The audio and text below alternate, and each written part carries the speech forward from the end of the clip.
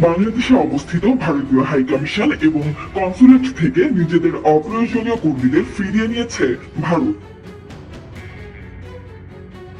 বাংলাদেশে চলমান রাজনৈতিক সংকটের মধ্যে জরুরি নয় এমন কর্মীদের ফিরিয়ে নেয় দেশটি। বুধবার এই তথ্য জানিয়েছে ভারতীয় সংবাদ মাধ্যম ইন্ডিয়ান এক্সপ্রেস।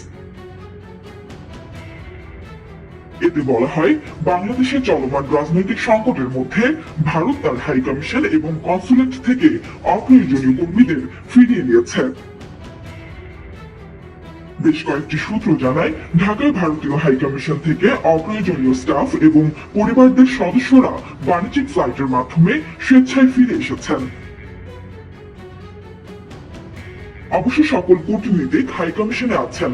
এছাড়া হাইকমিশন চালু আছে বলেও সূত্রগুলো জানিয়েছে।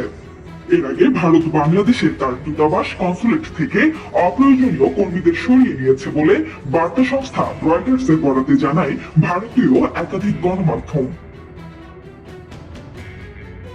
বুধবার ভারতের দুটি সরকারি সূত্র জানিয়েছে, কয়েক সপ্তাহের রাজনৈতিক অস্থিরতার পরে প্রধানমন্ত্রীর পদ থেকে শেখ হাসিনা পদত্যাগ করতে এবং পালিয়ে যেতে বাধ্য হওয়ার পর ভারত প্রতিবেশী বাংলাদেশে তার দূতাবাস এবং কনসুলেট থেকে সমস্ত অপ্রয়োজনীয় স্টাফ এবং তাদের পরিবারকে সরিয়ে নিয়েছে। তবে সমস্ত ভারতীয় কূটনীতিক বাংলাদেশে রয়েছেন এবং মিশনগুলো কার্যকর রয়েছে বলেও সূত্রগুলো রয়টার্সকে জানিয়েছে। উল্লেখ্য, ছাত্র জনতার গণ আন্দোলনের মুখে হাসিনা গত সোমবার পদত্যাগ করেন এবং বাংলাদেশ ছেড়ে ভারতে পালিয়ে যান।